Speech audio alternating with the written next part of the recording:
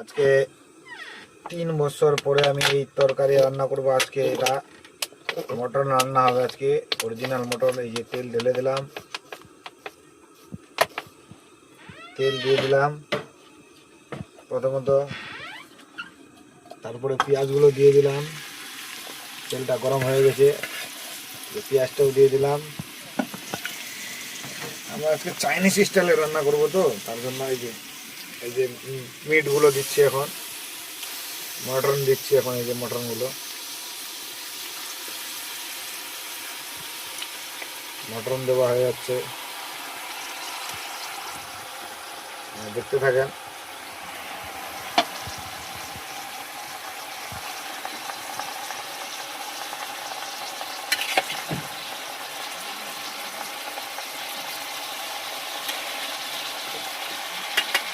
পরিমাণ মতো সব কিছু মেপে দিয়েছি। বাটা আছে, এগুলো রসুন বাটা, পেঁয়াজ বাটা, আদা বাটা সব কিছু আছে। এর মধ্যে আরও আছে লঙ্কা,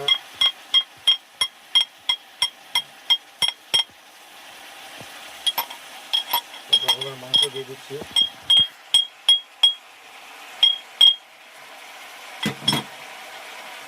পরিমাণ মতো সব দিতেই থাকছি।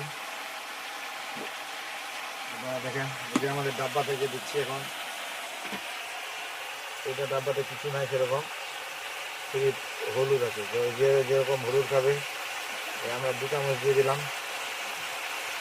1 কিলো মটন আছে, তার জন্য 3 চামচ দিয়ে দিলাম। কি আছে এটা, জিরা পাউডার, ধনিয়া পাউডার দিয়ে দিচ্ছি এখন আমরা পরিমাপ মতো। দেখেন, পরিমাপ মতো ধনিয়া পাউডার দিয়ে দিলাম। জিরা জিরা জিরা পাউডার পরিমাপ মতো জিরা পাউডার দিয়ে দেবো। আমাদেরকে ছিলতে আপনার কাটতে পয়সা লেগেছে।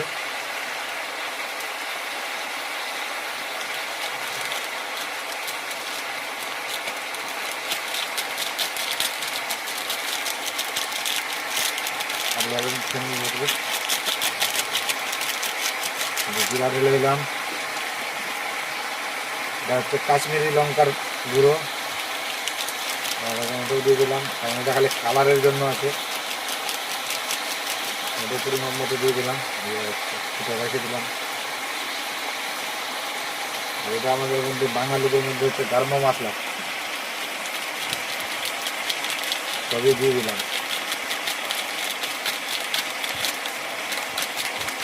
আপনারা আমাদের প্রসেসটা দেখেন।